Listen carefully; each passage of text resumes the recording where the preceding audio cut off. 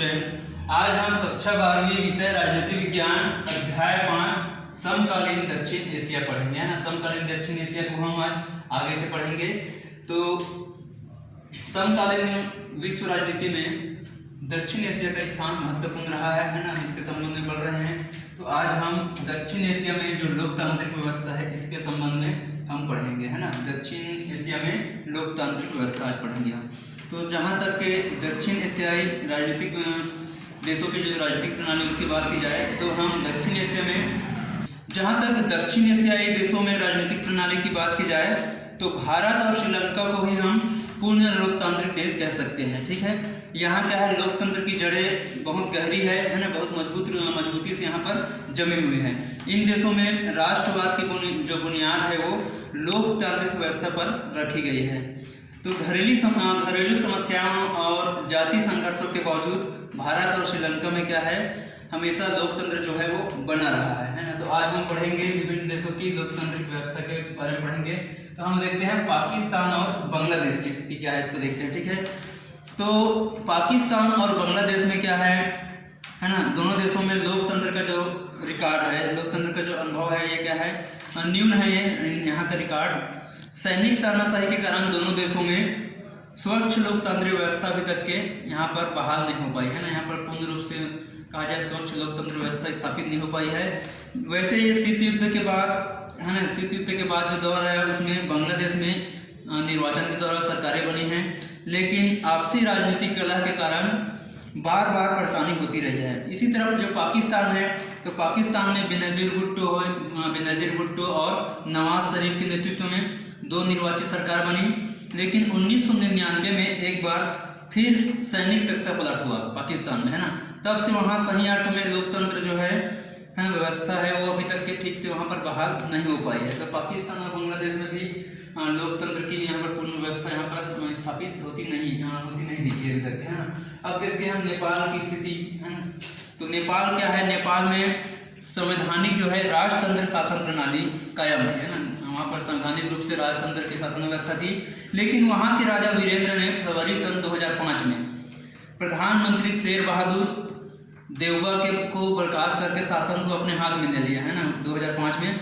तो इसके बाद जन विद्रोह का सिलसिला जो है वो शुरू हो गया नेपाल में, और सन 2006 में सफल विद्रोह के बाद वहाँ लोकतंत्र की बहाली हुई, है ना।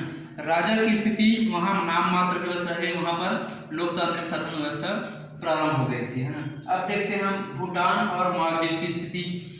तो नेपाल की भांति भूटान में भी क्या राजतंत्र है, लेकिन वहाँ के राजा स्वयं लोकतांत्रिक व्यवस्था के समर्थक है, ठीक है। भूटान में भी लोकतंत्र व्यवस्था है और वहाँ पर राजतंत्र की व्यवस्था है, लेकिन वहाँ के जो राजा है वो लोकतंत्र के व्यवस्था के जो है समर्थक है। उन्होंने लोकतांत्रिक संविधान को मान्यता दी है एवं जो मंत्रिमंडल है उसको पूर्ण रूप से शक्ति प्रदान की है।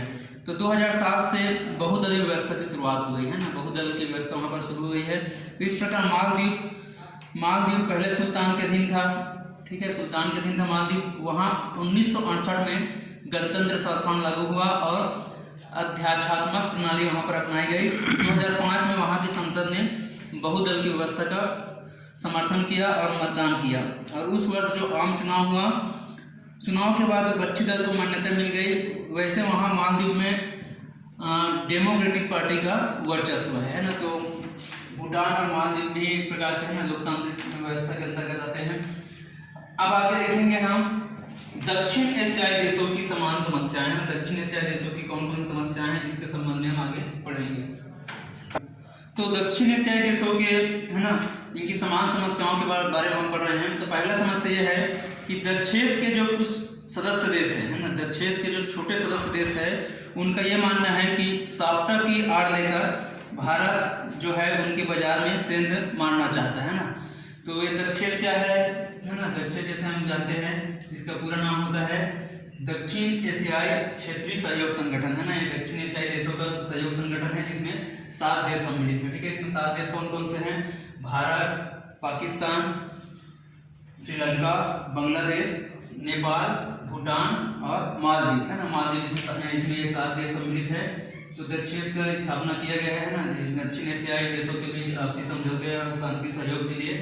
तो जो दक्षिण के जो छोटे सदस्य देश हैं उनका ये मानना है कि साफ्टा है ना, तो साफ्टा का अर्थ होता है दक्षिण एशियाई मुक्त व्यापार समझौता है ना, जो साफ्टा है, तो उसका आड़ लेकर के जो भारत है वो उनकी बाजार में सेल लगाना चाहता है ना, उनको नुकसान करना चाहता है, ऐसे वो मानते हैं। ठीक है, तो ये उनकी पहली समस्या हो गई।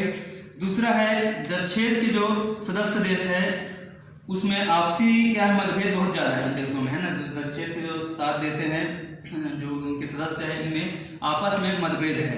कहीं कहीं पर देखते हैं तो सीमा विवाद है ना, देशों के मध्य कहीं पर पानी का विवाद है, बंटवारे को लेकर के, पानी के बंटवारे को लेकर के, तो इस कारण से इनके बीच हमेशा मनमुटाव बना रहता है। भारत पाकिस्तान द्वारा है ना आतंकवाद की समस्या से परेशान है, जबकि पाकिस्तान कश्मीर मुद्दे के कारण वो भारत से क्या है दुश्मनी रखता है। तो इन सब कारणों से सदस्य देश के हाथ जो है, सदस्य देशों के हाथ जो है वो अवश्य मिलते हैं, लेकिन दिल उनके नहीं मिलते हैं, इनकी ये समस्या है ना। तो दक्षिण को अपेक्षित सफलता नहीं मिलने के कारण है ना, यही है, दक्षिण को सफलता नहीं मिल पा रही है आपसी देशों के बीच मनमुटाव के कारण। ठीक है, तीसरा कारण है इनकी समस्याएं हैं दक्षिण एशिया के सभी देश एक दूसरे पर विश्वास नहीं रखते हैं ना, इसलिए वे अंतर्राष्ट्रीय मंच पर कभी भी एक स्वर में बोलते हुए नहीं दिखे हैं। उदाहरण के लिए अंतर्राष्ट्रीय मंच पर भारत पाक के विचार सदैव एक दूसरे के खिलाफ होता है ना, इनका जो विचार है वो अपने क्षेत्र के लिए, आपसी हित के लिए इनका दिखता है ना, ये मतलब एक दूसरे के विपरीत हमेशा बोलते हैं। जब वहाँ जब विश्व मंच में पहुँचते हैं तो दोनों ही देश एक दूसरे की कमियों को निकालने का प्रयास करते हैं। ठीक है, चौथी इनकी समस्याएं हैं दक्षिण एशिया के सारे झगड़े सिर्फ भारत और उसके पड़ोसी देशों के बीच ही है, ऐसा नहीं है ना, कि दक्षिण एशिया में जो जितने भी झगड़े हैं, विवाद है, ये सिर्फ भारत और पड़ोसी देशों के बीच है, ऐसा नहीं है, बल्कि भूटान, बांग्लादेश, म्यांमार और नेपाल के बीच में भी अनेक मुद्दों पर क्या है विवाद हुए हैं, जैसे जातीय मूल के नेपालियों के भूटान अप्रवास तथा रोहिंग्या लोगों में म्यांमार में अप्रवास के मामले, इस प्रकार के मामले हमें देखने को मिले हैं ना। पांचवा है इनकी समस्या है दक्षिण के अन्य देशों को यह डर बना हुआ है कि भारत कहीं पर बड़े होने पर दबाव हम पर न बना बैठे। जैसे भारत है ना अन्य देशों से आगे निकल गया, बट ज़्यादा बड़ा हो गया है ना, शक्तिशाली हो गया, तो हमारे पर वो दबाव न बनाए, ऐसा इनका दक्षिण एशिया का इनका एक भूगोल है, जहाँ भारत बीच में स्थित है और अन्य देश भारत की सीमा के चारों तरफ है ना, तो इनको क्या है भारत से इनको थोड़ा सा भय है कि भारत ज़्यादा शक्तिशाली होने पर इनको इनके ऊपर दबाव बना सकता है। छठवा है समस्या इनकी है दक्षिण एशिया देशों की, कि दक्षिण एशियाई देशों की प्रमुख समान समस्या निर्धनता और आर्थिक पिछड़ापन है ना, ये निर्धन है और आर्थिक रूप से पिछड़े हुए हैं। ये सभी देश गरीब है। मानव विकास सूचकांक में श्रीलंका की स्थिति तो कुछ बेहतर है और अन्य देश अभी भी गरीबी, बीमारी, अभाव और पिछड़ापन आदि से ये जूझ रहे हैं। तो ठीक है डियर स्टूडेंट्स, आगे करते हैं हम आपको नेक्स्ट वीडियो में पढ़ाएंगे। Thank you.